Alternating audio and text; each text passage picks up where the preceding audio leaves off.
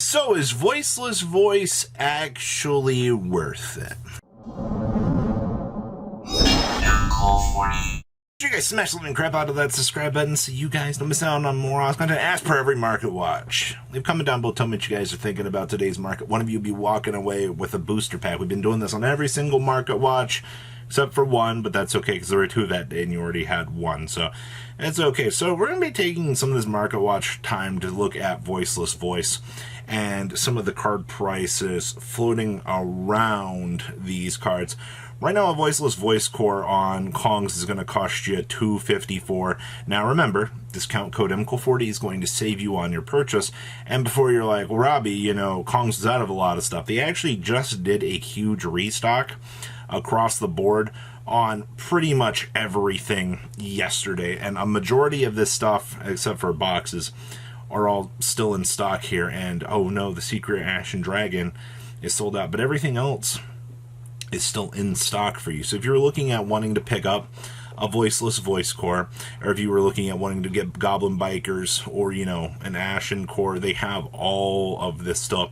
Or if you want to pick up Novoxes and things along the way separately, it's all available. Remember, discount code MCO40 over here will save you on your purchase. I also want to point out, Gamer's Choice still has rarity collections. These are for the 18-pack boxes instead. Remember, the EU is getting the 24-pack boxes.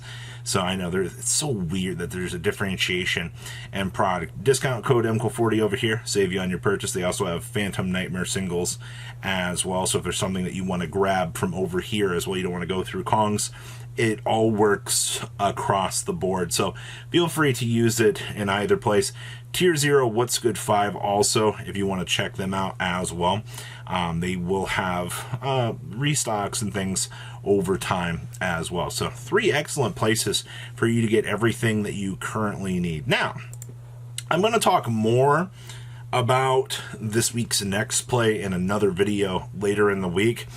But if you paid attention or have saw anything about this, Fire King was the highest represented deck in their Swiss rounds at their most recent event on Wednesdays. And they have these are localized events in Japan, but we get the chance to see things and how their meta warps through. Now, Tokyo Dome is this week, and we'll see how that goes. But out of this week, we saw that there were 7 Fire Kings in participation.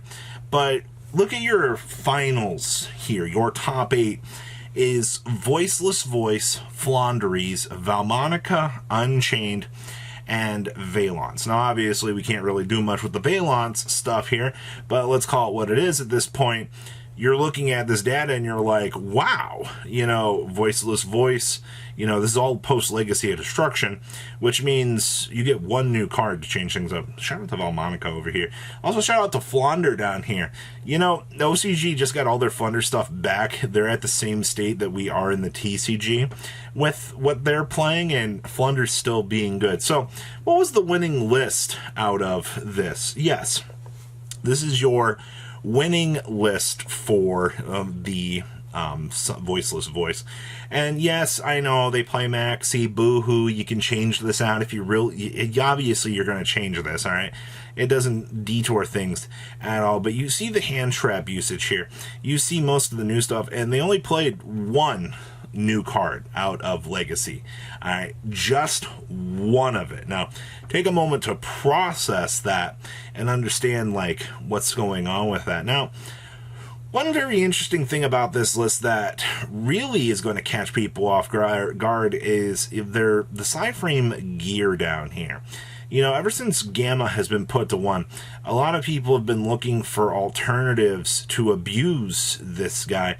And we're actually seeing that right now here with, oh boy, you know, another excellent negate for the deck, and, you know, the ability to put a level 8 and everything up and running. Yeah, technically, you are able to do that.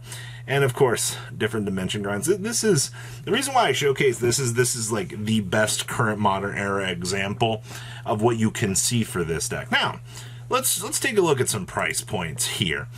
You know, Delta, remember, Delta stops an opponent's spell activation. Does not negate the effect of a spell card. A lot of people do not understand that about Delta, alright? It literally says, when your opponent's spell card is activated. It does not say anything about the effect of a spell card, so keep that in mind. But as of filming this, we're at $7.50, hitting on up to about $8. I suspect that, I don't know why we haven't gotten a reprint on Delta, I'm going to be honest with you. This is one of those cards that we look at right now and we're like, hey, you know, considering how good this card is and, you know, possible side deck usage, I do think that it's one of those things that you do obviously want to keep an eye on for consideration's sake. So yes, I'm not surprised by the movement of this, but it's mainly because, hey, we have Voiceless Voice starting to play it in the side, so it's worth looking at. Now, the Diviner of the Herald situation. I do want to say that it is good to see that the tin version has actually reversed in course. There's a lot of speculation right now that we could see this as an OTS Ultimate, because Voiceless Voice coming out about the same time as the OTS pack. A lot of people like, hey, you know, we're going to go ahead, we're going to see this Diviner of the Herald upgrade, and a lot of people are going to be excited. I mean, realistically, it is possible. I would not be surprised. The fact that they announced, you know, Rock of the Vanquisher over Diviner of the Herald is a little bit of an interesting discussion point, but alas, we are here. And the Secret Rares reversing course back down to, well, they're still going to be about $30. You're not going to get lucky on this one anymore. Yeah, especially somebody paid 31s for this a day ago. So yes, you still do have some pretty strong sales data across the board for Diviner. I am not surprised. Now, we also have Chaos Angel. We're still floating at $70. You have 70 listings on this. Since they did not reprint this, there's also been speculation that this is going to turn into an OTS Ultimate Rare. And I would not be surprised about that. This and Dissipator both are candidates right now for OTS Ultimate Rare upgrades. Just kind of looking at the way that Konami's been tossing things around, and you remember Thrust, right? You know, they pulled one of the higher rarity cards, they ultied it right before its reprint. Yeah, I remember that. I definitely think if this gets an ulti, it is going to slash the price of this very, very hard. We're not out of the woods for a reprint yet. Alright, it's still up there. Azalea. This is always an interesting card to watch. Because I don't think people... Yes, they keep dropping down because the original purpose of this keeps going away, but people still continue to find ways to play Azalea. Yeah, you're looking at $11 right now. I think the funniest thing with Azalea is the best usage for Azalea is not really in Sky Strikers. It's in like every other light and dark generation deck that can find some way to abuse this card. Always comical. We also have Dynamond. Yes, this also needs a OTS super upgrade. Man, like, I don't know why we haven't seen Dynamondo get an upgrade yet, or why it just exists in the worst rarity ever for a broken good card. But you're looking at 24 cents on this thing. Very, very interesting. Good stuff, Dynamond. Pre-preps in the beautiful quarter century secret rare. You are sitting on about $20 right now for these, and these have not really dropped down.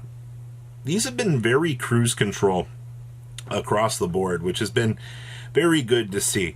You know, a lot of discussion points for the same thing here with the Herald of the Arclight. You know, when you're flinging your nice little low rarity cards of your opponent off your Diviner of the Herald, you want them to be blinded by the absolute devastation of the bling that you're getting on these. And, you know, both pre-prep and this sitting at those $20 marks, I'm not even really surprised all that much, but okay.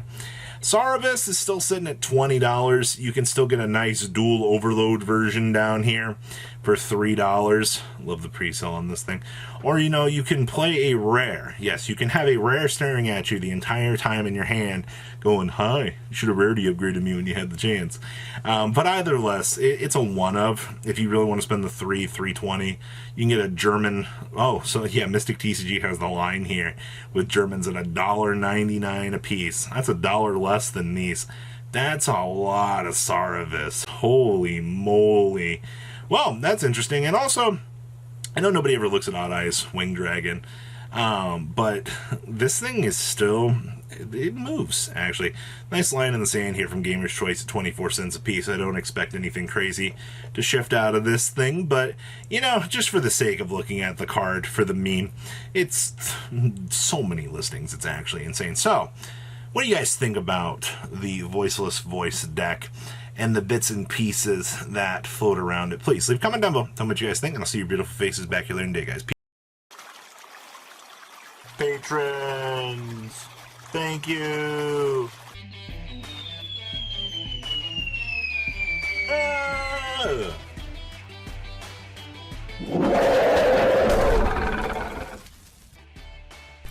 Thank you so much for watching. Check out these other videos.